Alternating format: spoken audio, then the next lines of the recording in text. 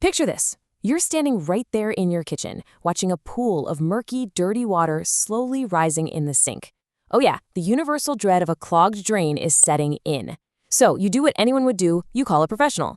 They show up, take a look around, and hand you an estimate. But instead of just giving you a simple, straightforward price, you find yourself staring at a document packed with technical jargon, tiered pricing, and mysterious line items that honestly look like they were written in ancient hieroglyphics.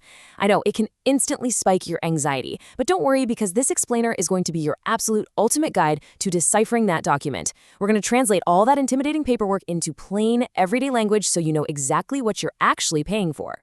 Okay, let's dive into this.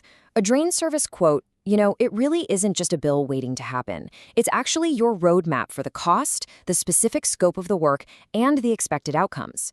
Understanding these technical terms is absolutely crucial. Why? Well, because it's literally the only way you can validate the service being offered to you. Once you actually understand the roadmap, you are no longer at the mercy of all that confusing industry jargon. You can ask the right questions, push back if needed, and make completely sure you aren't paying for things you just don't need. To make this super easy, we've grouped all these dense details into 5 logical buckets: decoding the job details, diagnosis and initial fees, labor and materials, navigating that tricky fine print, and finally, how to compare quotes like a total pro. All right, section 1, decoding your drain quote. We'll start with the job details and site information. Now, it might actually surprise you, but the most basic job details listed right at the very top of a quote hold vital clues about potential cost shifts. When you look at the top of your document, you might notice phrases like access limitations or unknown cause pending inspection.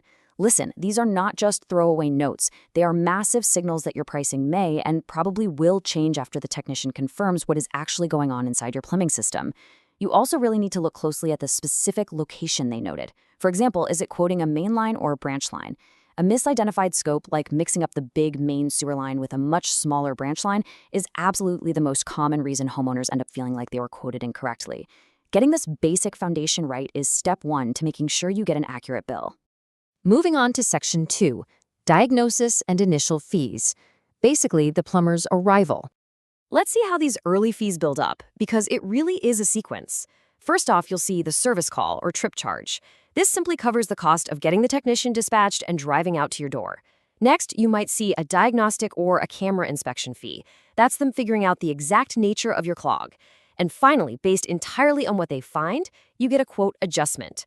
Understanding this progression is super important because it completely shapes what your final estimate is going to look like. So here is a critical question you must always ask. Will the diagnostic fee be credited toward the actual repair? In a lot of markets, this initial fee is either kept completely separate or it's partially credited to your final bill if you go ahead and approve the additional work. If a quote lists diagnostic work as optional, you need to clarify right then and there whether that diagnosis is included in the final price or if it's going to be an extra separate charge tacked on when you proceed. Often, that whole diagnostic process is going to involve a camera inspection. They typically use this when the root cause of the backup just isn't clear, or if you're dealing with issues that keep coming back, or if the plumber suspects you might have collapsed or offset piping. Now, if you see a phrase on the quote that says something like, "No guarantee of cause until inspection," do not panic. That is not a red flag at all. It's simply a very normal expectation-setting statement. I mean, they literally cannot promise what's wrong until they get eyes inside the pipe, right? Let's jump into section 3, labor, equipment, and materials. This is the actual fix. When you look at this section, you might find yourself asking, wait, am I paying for the plumber's time or am I paying for the tools they use? Well, the answer is usually both. But here's the thing. Drain quotes very often list the specific cleaning method and the equipment entirely separately from the hourly or flat labor rate. So here are the common clearing methods you'll likely see broken out as separate line items. There's snaking or auger work, which is just the physical, mechanical removal of blockages. Then there's hydrojetting. Think of this essentially as a giant, high-powered pressure washer for the inside of your pipes. You might also see root cutting if tree roots have literally broken into your line, or maybe fees for locating and clearing secondary lines. Here is your major takeaway for this part. If the quote lists multiple methods, you must confirm if they are bundled, meaning you get whichever one works for a single flat price, or if you're going to be charged sequentially, as in separate fees if the first method fails and they have to try a second one. You also really need to keep an eye out for the word allowance in the materials section. Let's just bust this piece of industry jargon right now. An allowance is absolutely 100% not a final price. It is simply a rough estimate set aside for materials or contingency work. If a technician expects to replace a pipe, but they can't actually confirm it until they open up your wall, they'll put in an allowance. But be warned, this means the final price is highly subject to change once they get in there and see the real reality of the situation. All right, Section 4, Navigating the Fine Print. We are talking about cleanup and exclusions. This is where we shift focus to those hidden traps and out-of-bounds work that can completely upend what looked like a standard, reasonable quote. You have to watch out for these easily overlooked line items. First up, disposal and haul-away fees. Techniques like hydrojetting and root removal generate a massive, and I mean massive, amount of sludge and debris. If disposal isn't explicitly listed there, you've got to ask if it will be billed later. Also, keep your eyes peeled for after-hours or weekend emergency premiums and return visit charges. If your quote assumes you're paying an emergency rate, always ask yourself, and the plumber, if the work can just wait to be scheduled during standard hours. It could save you a ton of money. Now, perhaps the absolute most vital part of the fine print is the scope boundaries. Things like drywall repair, landscaping restoration, and electrical work are almost always completely excluded from drain quotes. I really want to emphasize this point.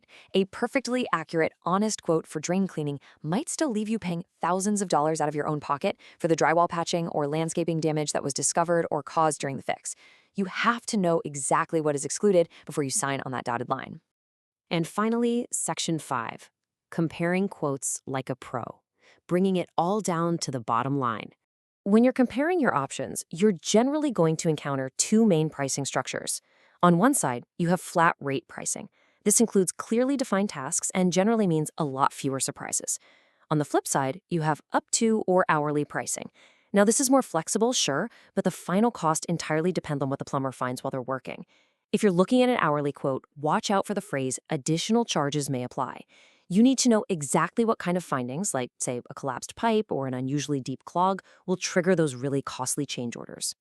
So before you sign anything, do these final checks. Look at the warranty coverage and its limits. What are their rules if the exact same clog comes right back next week?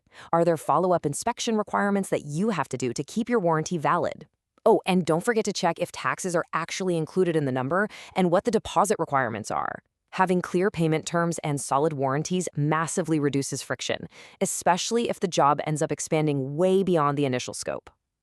Let's put this into practice and compare two imaginary quotes.